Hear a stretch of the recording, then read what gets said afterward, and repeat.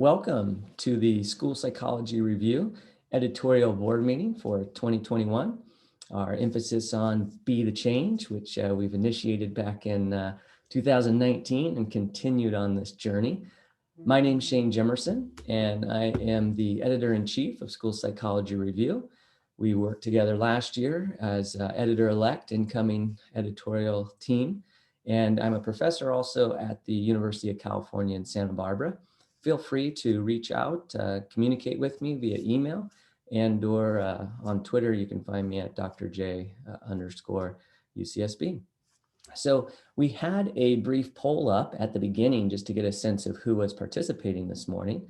And I can share the results that you can see there are about 10% of students, about 8% practitioners, about 71% faculty, and about 2% administrators, 2% postdocs, and 8% other. In terms of those currently serving on the leadership team or editorial advisory board, student editorial advisory board, and or guest editors, you can see that about 3/4 of our participants today are serving in one of those capacities. In terms of the discipline that you identify with, we've got vast majority, 80% school psychology. We also have some clinical, developmental, special education, pediatrics, as well as other. And in terms of the question, have you previously submitted a paper to School Psych Review? We can see that nearly 70% of those participating have, and the other 30% not yet. So we welcome papers from all of you that have submitted previously, as well as those who have not yet submitted. So I'll go ahead and stop sharing that. And I can highlight that we've got some great information here today to share with you during this brief session. Our agenda is to share some gratitude and such, updates from 2020, also provide some information about what you can anticipate forthcoming in 2021, highlights recognition and celebrations.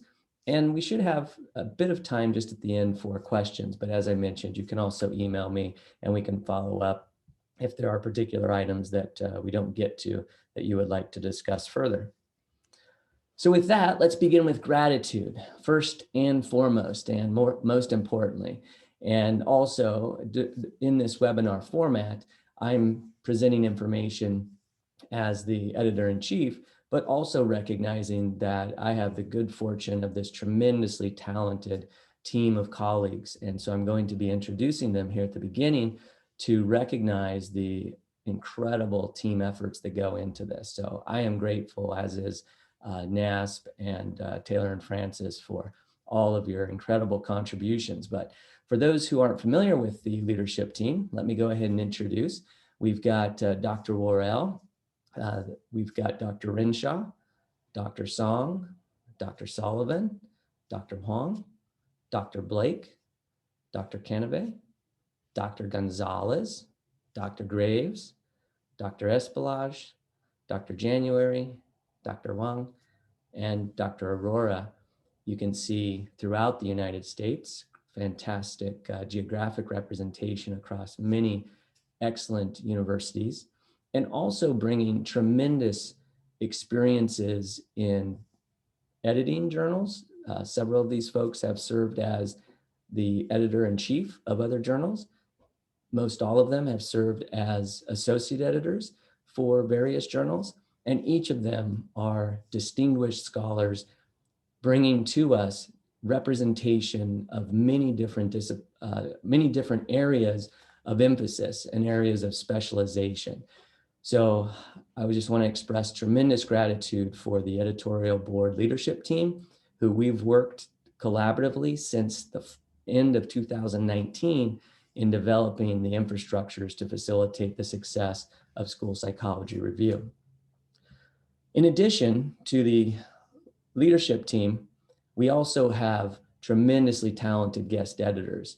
Dr. Woods, Dr. Collins, Dr. Heidelberg, Dr. Nickerson, Dr. Mayer, Dr. Boyd, Dr. Duran, Dr. Thompson, Dr. Yang, Dr. LaSalle, and Dr. Finning are each, again, tremendously talented colleagues who are each contributing to our efforts within School Psych Review helping to manage those manuscripts and papers, mini manuscripts, as you'll learn here shortly.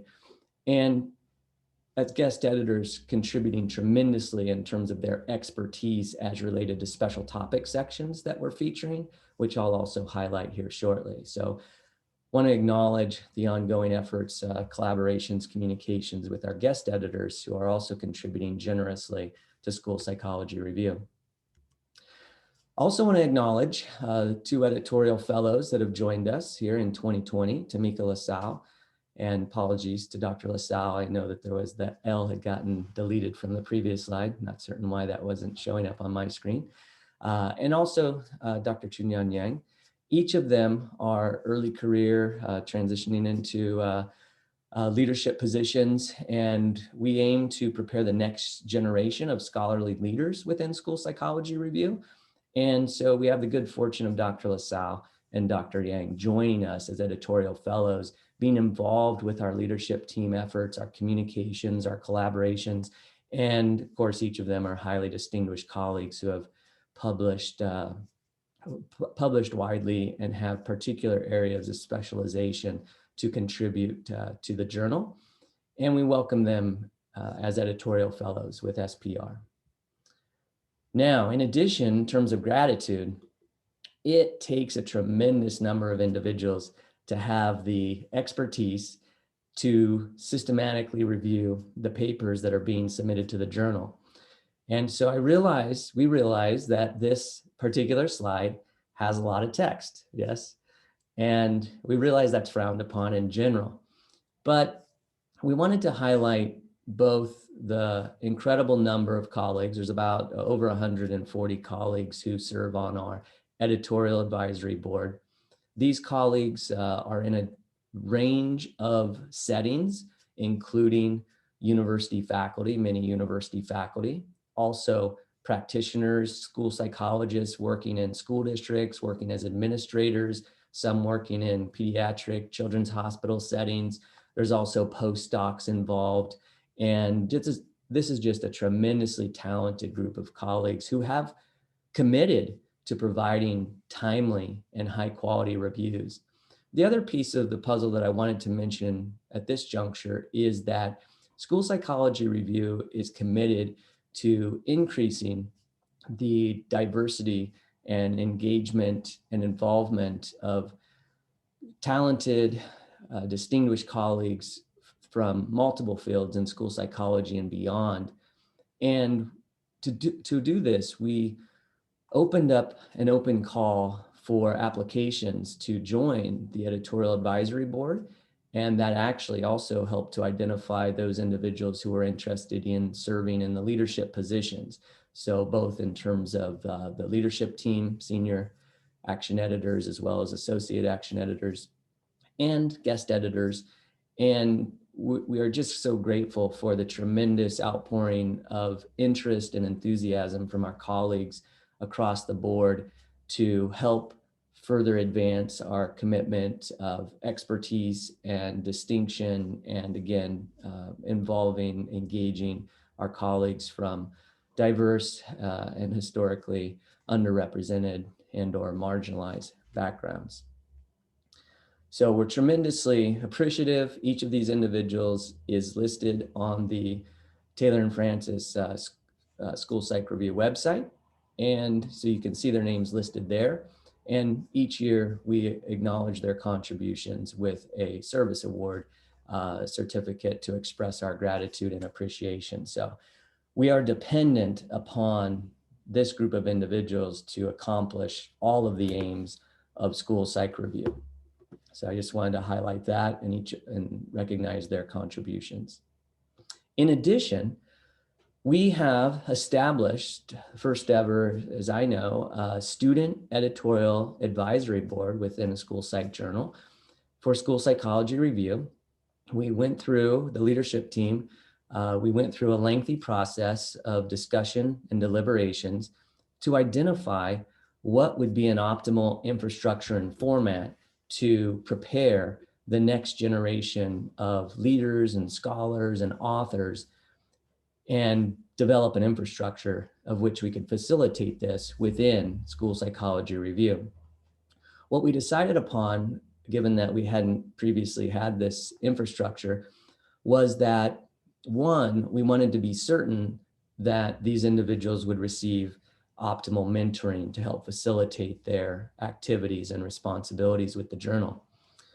So related to that, we determined that among our 140 plus members of our editorial advisory board, that to begin our student editorial advisory board, we would encourage members of our editorial advisory board to identify students who they would nominate, who would then submit their application materials into an open application portal.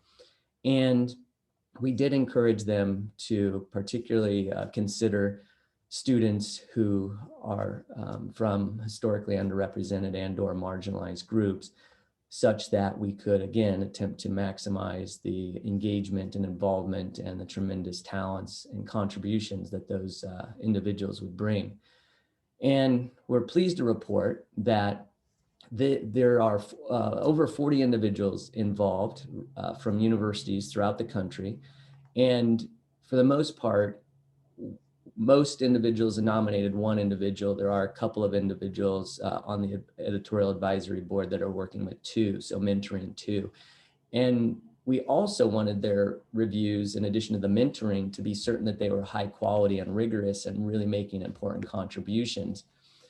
We had a Nature masterclass for peer review that we asked all of our editorial board members to view, and our student editorial advisory board members wrote a reflection and summary of the key information that they received from that. It's about 4-hour high quality training preparation.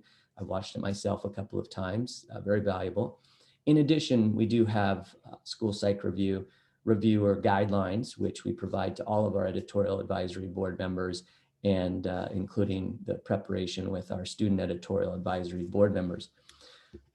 So we're grateful for the contributions of our student editorial advisory board members. And just during this past year, as we've begun reviewing those manuscripts that were submitted as of June 2019, we've seen just the tremendous quality of these contributions for each of the individuals that have submitted those reviews. Okay, in addition, as many of you know, as we shared last year in brief, that we had aspirations to develop an SPR social media team. Important to express gratitude here on the front end and recognize the contributions. Kirby Wyckoff, Jamie Flowers, and Ryan Farmer were among the initial individuals. Again, we did it through an open call for applications. And Dr. Wyckoff, Dr. Flowers, Dr. Farmer are each faculty members in school psychology. They've been active in social media, whether that's Facebook or Twitter or Instagram or all of the above. And each of them had identified, expressed an interest to contribute to the development of the school psych review social media infrastructure. So wanted to take a moment to really express appreciation for their efforts and leadership throughout. I've had great opportunity to collaborate with them throughout 2020, and they continue to be active. In addition, recognizing that our student members and our student board members are also quite active. We've got Jonah Call, Yuna Song, Amber Boynkin, Alexandria Muldrew, who are each student social media team members and each students in school psychology. Now, as I mentioned previously, noting that, again, with the partnership between NASP and Taylor and Francis to publish School Psychology Review, we have a member from professional staff member of Taylor and Francis, Jessica Trushell, who we are grateful for her ongoing efforts and expertise across the various platforms.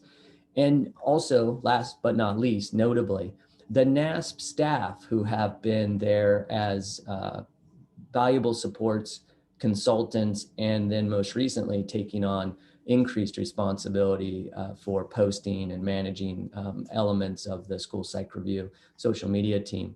Kaylee Quinn, Roberto Hilton, and then Linda Morgan. So it does take tremendous team efforts across the board in order to attempt to maximize the contributions of these articles that are featured and published in School Psych Review. So I see some folks in the chat are giving bravo and kudos to the social media presence. So thank you, Carrie, for that feedback as well.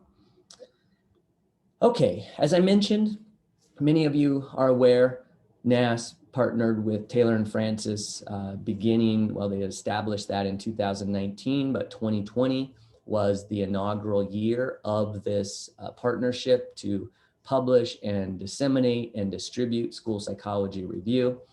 And so for those of you who haven't yet been aware or haven't yet submitted to School Psych Review, you can do so at the tnfonline.com/USPR. You'll see the welcome portal as featured below. And then you can read articles that are there. You can see which articles are the latest articles being featured, those that have been viewed the most, as well as instructions for authors and other pertinent information. You can find all of that on the Taylor and Francis website. Again, just taking a moment to recognize that individually we are one drop, but together we are an ocean. And this is really the key element of this introductory piece and expressing gratitude, is recognizing the tremendous talents, the tremendous diversity and expertise, the specializations, the disciplines, the backgrounds and the experiences that this tremendously talented group of individuals whom I just shared with you make to the journal, and their amazing contributions every day, ongoing. And again, beginning in 2019 and really ramping up during 2020, continuing on in 2021. Some of you recognize the button down in the bottom of the corner, School Psych Review, Be the Change. And we featured that button at the 2020 NAS conference there. It was fantastic. And we are continuing with that as our mantra: be the change, do better, do more, and really aim to bring advanced science, practice, and policy as related to school psychology. So hopefully you're seeing that and it's reflected in our efforts. But wanted to share a little bit of information about the 5 core objectives, or our commitments, which we also outlined and described these last February in 2020. But in terms of ongoing communications and accountability, we believe it's important to continue to revisit these and highlight our efforts across each of the areas.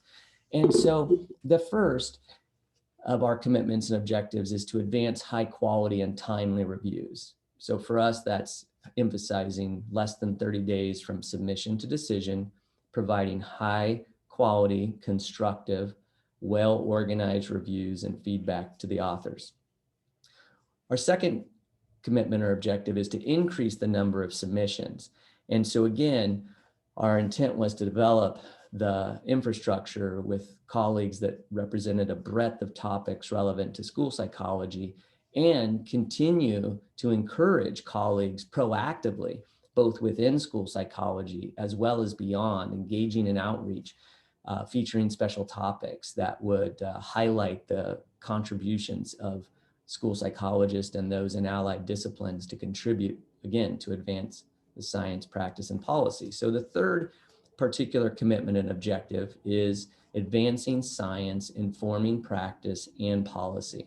So as we know, School Psych Review goes out to over 25,000 members of the National Association of School Psychologists. And many of those members are practitioners. The vast majority are practitioners working with children and teachers and education professionals and families. And so the aim of School Psych Review is to advance the science that's going to then inform practice and policy. So again, we've attempted to identify next frontier topics, and I'll outline a few of those here in a few moments, to feature these types of areas of great interest to our practitioner colleagues, to policy, legislature, as well as academic scholars. The fourth dimension of our core commitment and objective is to expand distribution and impact. So clearly featuring the manuscripts that are in these special topic sections, is important, but we want to proactively utilize the social media communications and the NASP infrastructures to further feature the school psych review content that advances science, advances practice, informs practice and policy. And then the fifth dimension here is advancing the diversification of school psychology to contribute to the future of school psych review and to the future of school psychology. Now, again, that was our objective in 2019. That was our objective in early 2020. And throughout 2020, there's been an increasing awareness of the importance of increasing the diversity within the field of school psychology, the value and importance of this to advancing our science, to benefiting our practice, to benefiting our services for children and families is incredibly important. Fundamentally, just to highlight that it's not just a matter of social justice in terms of being the right thing to do, it's the better thing to do. And we have clear evidence of that looking at scholarship that involves diverse backgrounds and experiences and individuals in other fields and such. So again, this was important, is important, and remains an ongoing commitment of our efforts with school psychology review. Okay, so each of these, we're just going to briefly present some information, some brief updates. Some of you know that in 1972, the School Psychology Digest was the NAS publication, a sort of precursor to what then became in 1980, the School Psychology Review. Some of you who have been around for a few decades will recognize perhaps all of these covers, or at least some of these covers over the years, including our most recent 2019. And as of 2021, we now have this particular new design, colors, and font. So for those of you who haven't yet seen it, it is on the splash page of Taylor and Francis, but forthcoming here throughout the next few years, 4 or 5 years, this will be the cover for School Psychology Review, and featuring that connection with NASP and the fabulous psych tree and knowledge and leaves and action. And thanks for the great feedback on that and all of the efforts. Special shout out to Linda Morgan and Kaylee and Roberto and the entire NASP team for their efforts in developing this. Okay, so now in brief, I just want to highlight advances regarding high quality and timely reviews. As I mentioned, we've developed this robust editorial infrastructure that includes an expanded leadership team of 14 core members plus the 11 guest editors. We have an expanded editorial advisory board that's more than 130 individuals. We have a newly established statistical and methodological specialist division of our editorial board with more than 35 members. I mentioned the new student editorial board with more than 40 members, and also the new Editorial Fellows program, as well as the new SPR social media management team. So these are each related to advancing high quality and timely reviews. We also have the commitments that I shared that they will be timely and high quality. I also wanted to note that we use a triple blind system in order to reduce implicit bias and other biases that might emerge. So triple blind refers to the authors do not know who the reviewers are. The authors in this instance do not know who the action editors are. The reviewers do not know who the authors are. And the action editors do not know who the authors are. So when a decision is made, the action editor is preparing that decision. And when it's sent to the individual author, as some of you recognize, it comes with my name on it, but identifies that this is our process of using triple blind peer review. We're the only journal to implement this system presently within school psychology, but we do believe that this will help to minimize implicit bias and maximize fairness. We do emphasize providing reviews that are kind, constructive, objective, clear, transparent, respectful, organized, succinct, and kind. And that's not a typo. It's always been there. It's the first thing. It's the last thing. For instance, featuring the quote from Dalai Lama, "Be kind whenever possible. It is always possible." So we found that this is reflected in the high quality of the reviews and the content, but also communicating in a manner that's respectful of the efforts of the authors and attempting to share guidance and information to help further strengthen that scholarship, whether or not it's suitable or acceptable for publication, accepted for publication in school psych review. So we do have those commitments, and these are some of the central tenets of our guidance. Again, advancing high quality and timely reviews. In terms of that process, I described previously that we do have reviewer guidelines preparing constructive, high quality and timely reviews for school psychology review. That's a document that details a systematic process of review, provides lots of resources and materials, links to training materials. It also provides a template for the structure of the reviews that are submitted so that we can try to maximize and optimize the consistency and the high quality of those reviews. We've also done online webinars for our editorial board members, and we've also made those available to others, for instance, in YouTube format on the School Psych YouTube channel, so that other folks can benefit from it as well. But certainly we want our students and our student editorial advisory board members, as well as our editorial advisory board, as well as our leadership team members, all attending to these details. And then also I mentioned the Nature Masterclass, which is on peer review, which we certainly encourage, and we asked each of our members to review, and our student members wrote up a synthesis and reflection on that. They've also got access to like the PLOS, how to read a manuscript as a peer reviewer. It's not that there's any one optimal manner, but there's numerous resources that really provide a lot of structure. So we've aimed to facilitate this knowledge and information and preparation for our editorial board members, again, with this commitment to advancing high quality and timely reviews. So how are we doing in terms of timeliness? Well, the average time from submission to decision during 2020 was 20 days. So I know that some other journals report their duration from submission to decision based in weeks. And so I did the translation there. That equals 2.9 weeks. Our commitment is to provide the decision in less than 30 days from submission, right? There's been a few exceptions. There's been a lot going on. We've had, the COVID context. There's been disruptions. There's been instances of challenges for other reasons with all the very many responsibilities. And there's just instances where it takes a bit longer to make certain that we've got the high quality peer reviews necessary to inform the action editor's decisions. And especially it got a little bit interesting around the holiday season as we had large numbers of submissions. And of course, folks are busy and folks have their own plans. And so it is challenging to fit this in. But I will note that each of the members of our editorial advisory board have committed to provide their review within a 14-day window. And when they receive the invitation for the review, if they're unavailable or they can't foresee that they would have time in the next 2 weeks, then they simply decline that invitation. And, fortunately, we have that large group of individuals on our editorial board so that we're able to identify other individuals who have relevant expertise to contribute.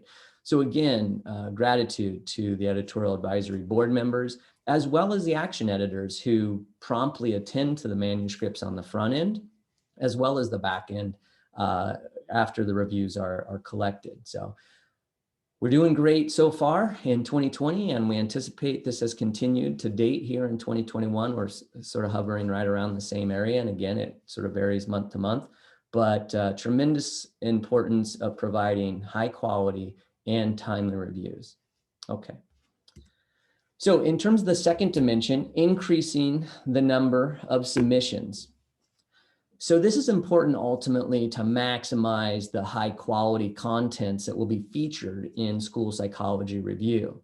And as many of you know, there's other journals that have transitioned to 6 issues a year or 8 issues a year, or in one instance, even 12 issues a year, right? They're publishing it monthly.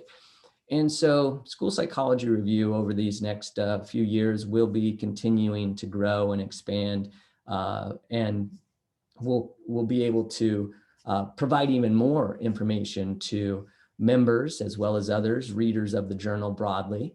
And so we want to grow the number of submissions and then feature that great work in the journal. So let's see in terms of how we ended up doing this past year. So in 2020, this is an illustration from 2005 up until 2020. And what you can see is that over the past 15 years, the journal's not exceeded 150 submissions. There was a high of 142. And there's been a little bit of trickle down over years. There's always a bit of ebb and flow, so to speak. And in 2019, the number of submissions was 84. And so our objective for 2020 was to clearly surpass 100 and potentially, surpass 150. We put in a lot of efforts across the board, featuring those special topic sections, really getting the word out, editorial advisory board members, distributing the information to their networks, of course, social media. And as you can see, in 2020, we had 275 submissions to School Psychology Review. So when you do the math on this, this represents a tremendous increase, okay, that's up 191 from the previous year. That's a 227% increase in submissions to the journal. Now, during the COVID context, it is true that the number of submissions has gone up across many journals. But many of those journals, as the numbers I've seen, and especially those related to the field of school psychology, are more in the magnitude of about 10 to 15% and perhaps 20%, not 227%.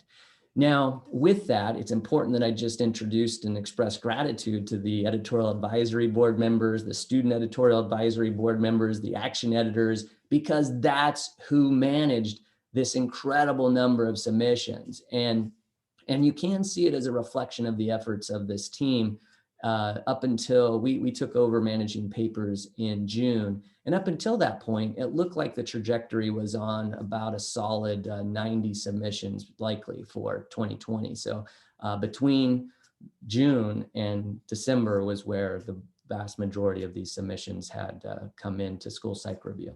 So again, thank you to all the tremendous efforts and the authors out there who are submitting, as well as the action editors and editorial board members. The third component to report in on is advancing science in advancing practice and policy. So many of you are familiar with the NAS Practice Model, and they've got this great diagram now that illustrates the interface of the multiple domains and dimensions and influences. And we seriously aim to contribute across all of these areas. It's not that School Psych Review is just for one or two or three of these areas. We aim to feature science and scholarship that's going to advance practice and policy in each of these areas. And I love the new NASP emphasis on it's what we do, right? And so just to highlight that, our efforts in School Psych Review are intricately linked to the NASP training standards practice model, and we aim to contribute the science and scholarship that's going to continue to advance the field, practice, policy, as well as the science. So many of you have seen the various calls that we've put out featuring the special topic sections, and this one cuts across a bit, both advancing science, informing practice and policy, and diversification. But just to note, the next issue to come out here in this month, in issue number 1 of 2021, was one that Dr. Rushley and her team, with collaboration with Keith Herman and Wendy Rinke and colleagues, had put together on supporting student mental health at school. That's ready to go. It's going to be released very soon. Very exciting, very important topic. In addition, you've seen featured calls for the school violence and school safety topic. Great large number of manuscripts that will also be featured here shortly in 2021. COVID-19 and school psychology, right? Advances and new directions for the field. We received submissions to that special topic, of which we were able to feature 3 of those in the issue number 4 of 2020. And we'll have additional forthcoming articles that will be featured within this special topic theme here in 2021 as well. So it's ongoing. Welcome additional submissions there. Unlocking the promise of multi-tiered systems of support for linguistically diverse students. clearly an important topic that many schools and school psychologist educational professionals continue to struggle and face challenges with. And we received a high number of very high quality submissions, and having our colleagues from other fields, special education, included experts in this area with linguistically diverse students being the guest editors. Also, the Addressing Youth Suicide Through Prevention, Intervention, and Postvention, large number of submissions, really strong interest, and some great articles that will be forthcoming. As you know, the Reconceptualizing School Psychology for the 21st Century, the Future of School Psychology. There you've got Dr. Frank Worrell, Dr. Amanda Sullivan leading that, and really great submissions. One that was just due here now was that the theory, the methods, the practice to advance equity and social justice in school psychology. This one with the due date just coming up, but just due now. Starting to receive submissions already. Looking forward to many more of those through this month. And then, of course, we've recently hosted some webinars on both that one, as well as the Promoting the Development of Black Males, Supporting Social, Behavioral, Emotional, and Academic Success. So that's those papers being due for submission April 15th. And then also the School Climate, Bullying and Social Emotional Learning, Transdisciplinary and Transnational Science, Advancing Positive Youth and Promoting Positive Youth Development. Very important topics, that one being due in July. We have another one that's presently in the works that will be addressing anti-racism in terms of prevention and programming within education settings to facilitate anti-racism in education and such. So these are very important to identify as topics that will advance the science, advance the practice, advance and inform policy. And the leadership team began discussing these ideas back in 2019. And in earnest, we had identified these special topic sections within the first couple of months. We had open calls asking NAS members and other colleagues to provide us with feedback about the journal, providing us with information about what was working, where we could potentially enhance. And we also asked them to identify topics of most importance from their perspective. So those pieces of information and that input was all included within the leadership team discussion and deliberation. Now, those of you who have additional ideas to put out and would like to propose a special topic section, please just reach out. We can provide the general guidelines. We can engage in some discussion. And it's a process through which, we presently do still have a list of several more that we anticipate will be forthcoming over the next year or so. But we welcome additional ideas and insights. And as reflected in the composition of the guest editors, we do aim to intentionally and purposely maximize the diversity and backgrounds, experiences, and expertise that will contribute to each of these special topic sections. So if you are an individual who's thinking about potentially submitting a special topic section, please do keep that in mind. And the other piece of the puzzle that's particularly important is these special topic sections are all open calls for submissions. So sometimes in the past and with some other journals, there's been instances where a small number of individuals, maybe 3 or 5 or 7, are invited. The special section, the special issue has identified those individuals in advance, and then other folks don't have an opportunity to potentially contribute. And so that really limits the contributions to the expertise that's related to the particular orbit of the individuals involved with the organization of that special topic. But we just want to highlight that in our instances, each of these special topic sections go through an open call, and all of the papers are processed through the triple blind peer review process. So it's not that there are invited pieces that just have a free pass and are definitely going to be included. So that's important to consider for those of you thinking about preparing or submitting a special topic section. And even if you are not in a position to take responsibility, but you know that this is such an essential topic that we really need to focus further energy on, then please reach out and tell us, and you could identify some colleagues you think would be great for it. But even if you're not in a position to take it on personally, you can certainly identify those areas. We currently do have an open call for feedback that we've posted in the social media, we've posted in the NAS communities, we posted on the listservs, and we'll continue to post that throughout March. And we've got some great feedback already. That's another avenue to provide information about the special topic sections. Now, one of the things we asked in there also was to what degree those responding felt that these were important topics, each of them individually, very important, somewhat, or not important. And it's notable how many of these have been endorsed by those providing feedback as very important. In addition, some colleagues, there's an open response option following in order to provide information about future topics that you would like to see featured. So we'll continue to put that out there, and we continue to welcome your feedback and information and insights as to what the forthcoming special topic sections should be. In terms of, again, advancing science, informing practice and policy, recognizing that there's a breadth of methodologies that are essential and important to making these advancements. And here is just a simple listing, not very fantastic in the layout, but just so you can get a sense of what types of manuscripts are submitted. We welcome all manuscripts, and it's school psychology review. So those literature reviews, those systematic reviews, those meta-analyses absolutely are appropriate for school psychology review.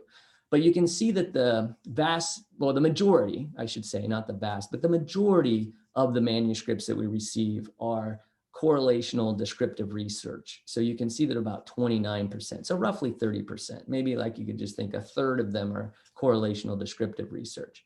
And then after that, you see a balance of other position conceptual papers, 15%, and then experimental, quasi-experimental research at 13%, literature reviews at 10%. Meta-analyses, we definitely want to increase, and we welcome meta-analyses on the breadth of those topics that were identified in the NAS practice standards. If there is a meta-analysis that addresses any of those topics, which of the breadth of expertise and areas of emphasis in school psychology, we would welcome those submissions for meta-analyses, even though they have been fewer in the past, as well as single subject research and the qualitative research, the mixed methods research. Those numbers are smaller as you look at the listing here, but still, we had 14 papers submitted that were mixed method, 20 that were submitted that were qualitative, and 14 that were single subject. And then of course, survey research coming in at 36 of those, so 13%. This is just to illustrate that we welcome the breadth of scholarship and those submissions to school psych review. We have expertise across all of these various areas. Our methodological expertise, that with more than 35 colleagues who have committed specifically to reviewing the methods of papers, whether that is qualitative, quantitative, various statistical methodologies and procedures, single subject, and mixed methods, and other meta-analyses. So we have infrastructure to review all of these areas, and we encourage all colleagues to consider submitting to school psych review, no matter what the methods are that you're using. What's most important is the quality of the rigor, high quality and the rigor of the study, and advancing the science, advancing the practice, informing the policy. Those are the key considerations. So we encourage methodologies across the board and types of papers. The fourth dimension that I mentioned was expanding distribution and impact. And here, that we've been emphasizing, those of you active on social media, but also those of you on listservs, and those of you that serve on the editorial board with my monthly updates know that we have been actively engaged. We also published a brief piece, School Psychology Review, Social Media Brings Science to Practice, in the NAS communique there in 2020. And again, this was just launched last year, launched in May, launched in June, launched in July, because it was incremental. And at this point, we're active across, Twitter and Facebook and Instagram and the YouTube channel. And again, what we're aiming to do here is amplify and bring the contents of these articles to our colleagues to our colleagues that are students, to our colleagues who are practitioners, to our colleagues who are faculty scholars. We want to enhance engagement. We want to increase the impact. We want to celebrate contributions. We want to amplify that awareness, as I mentioned, also advancing diversity and recognizing, embracing, and celebrating those contributions and promoting social justice. So we aim to do all of this within our social media infrastructure. Now, how's that going for us, you might ask? Well, we're trying to build this SPR community. Thank you for those of you who have been actively engaged. If you're not yet, we encourage you, whether you're active on Twitter, for instance. In Twitter, we already have over 5,400 followers in Twitter within, that was basically like a 10-month, 12-month, maybe 10 months since we actually were active. Facebook, over 1.8 thousand followers. With Instagram, it's a bit smaller context for us right now, and we got into that one the most recent, so that's at 500 followers. And then our YouTube channel has over 800 followers, with featuring those various webinars, the 120-second summaries, some really great stuff about what's happening within the School Psych Review Journal there as well. So we encourage you to be active on those if you haven't, and engage with us within the SPR community. So the types of stuff that we might feature includes celebrating our leadership. So, Dr. Stacy Ann January, thank you for being an associate editor with School Psychology Review, right? Every month we celebrate one of our leaders. Congratulations, Dr. Courtney Barrett, who was the author of this At What Cost? Introduction to the Special Issue, Return on Investment for Academic and Behavioral Assessment Intervention. And she was the guest editor of that particular journal, but also that particular special topic section, but also the author of this paper. We also do student spotlights, recognizing the tremendous contributions of students. This was a student-led paper, an evaluation of 504 and individualized education programs for high school students with attention deficit hyperactivity disorder. Every month, we've made an intentional, purposeful effort to feature leadership, to celebrate our scholars, our colleagues that are writing papers, our authors, as well as the students who are contributing in addition. So just a few more. We recognize, for instance, Dr. Jillian Dawes. We recognized her as a reviewer recognition there. We do that sort of quarterly, recognizing that she had reviewed like 10 papers in a few months and averaged, I think it was 5 to 7 days or something. So, and I asked her why she do so much? And she says she loves it. She finds it so informative and inspiring, and it helps build her own writing skills and such. So, I was checking in to see how she ended up having the energy and all the stamina to do so much in such a short time. But we want to celebrate our reviewers. We also want to celebrate the special topic webinars and feature those. So we do that. You can see the different topics there. And then also just engaging and getting information from the school psych community and allied professionals to inform us as to what next steps are. The fifth dimension that I mentioned was advancing the diversification of school psychology to contribute to the future of school psych review and the future of school psychology.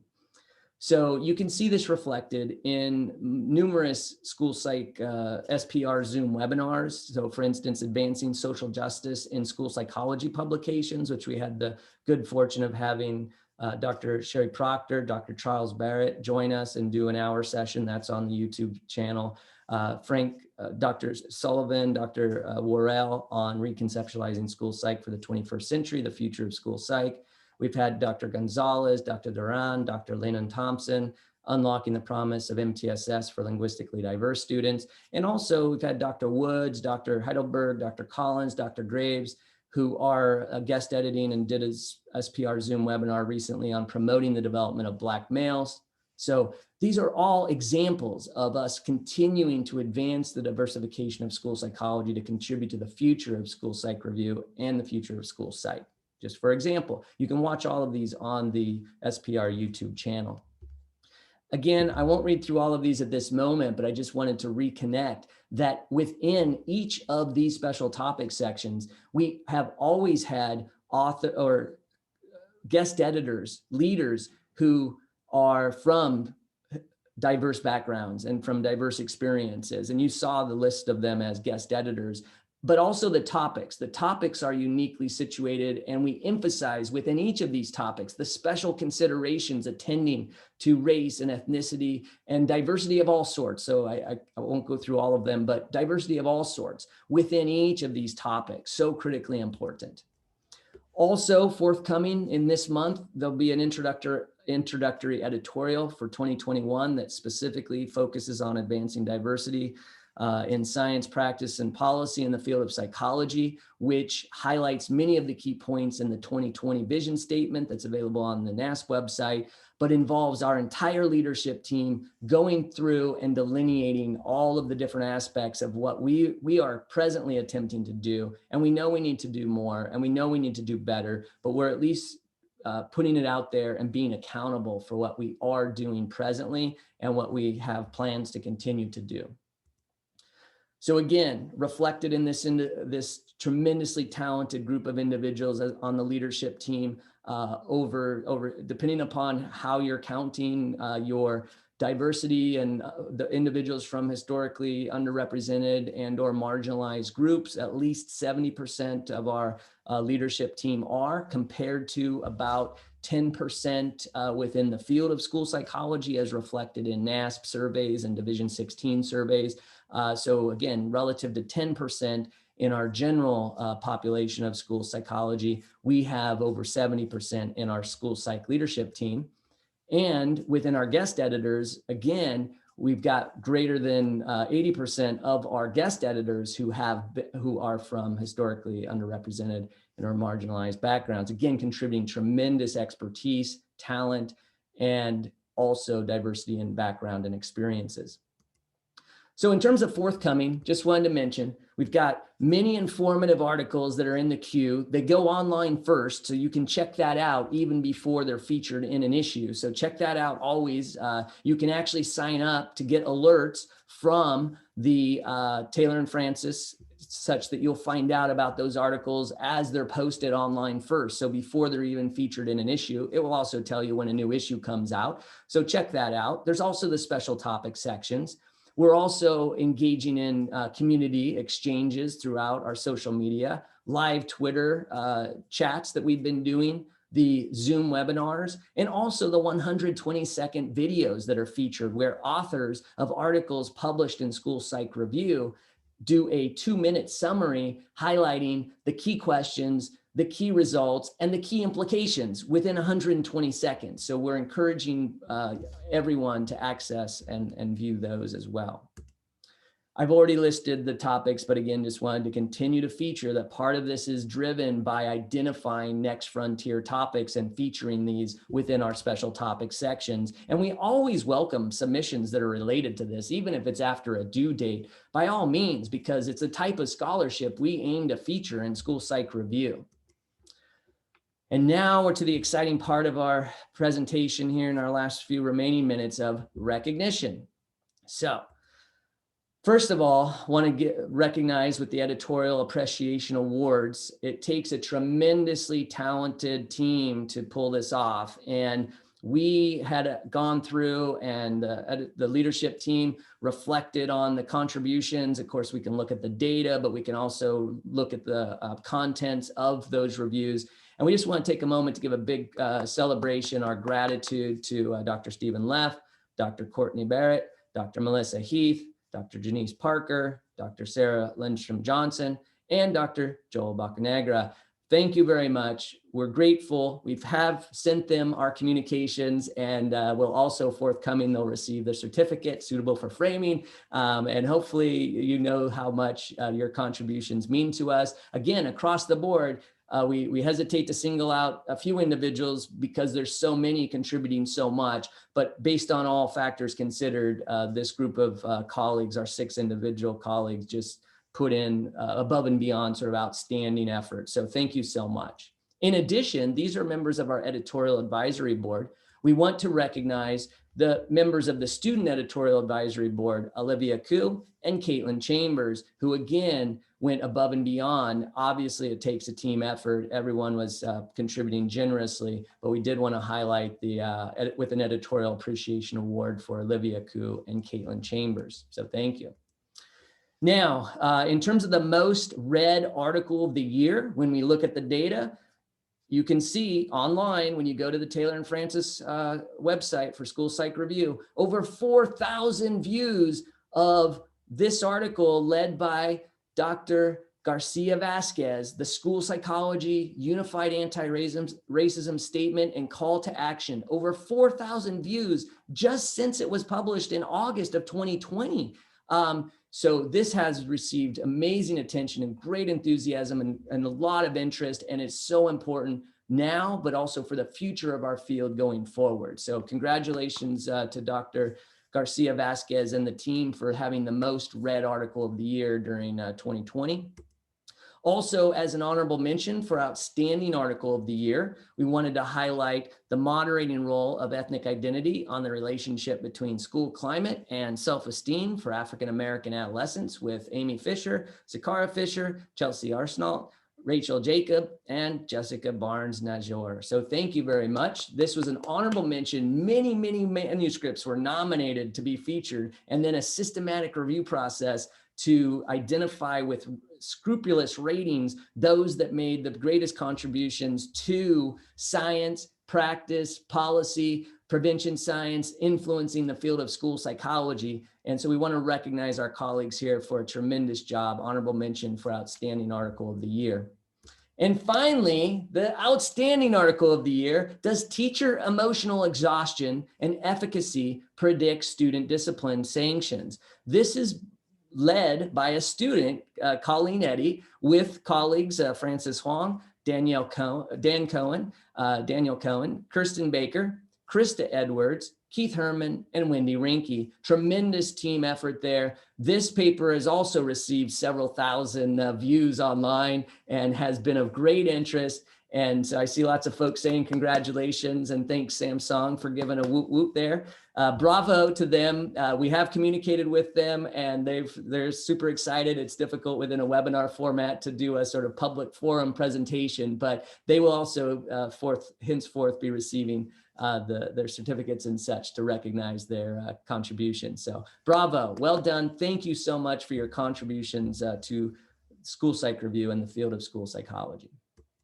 Okay, so I know we just ended up with like a minute and it's difficult within a webinar format anyway, but if anybody had anything that's listed either in the question answers, I know lots of folks will have to jump off in just a moment, or in the chat. I see lots of folks saying thank you, thank you, thank you, and making the journal relevant and accessible. So love it. Thanks for the positive energy there.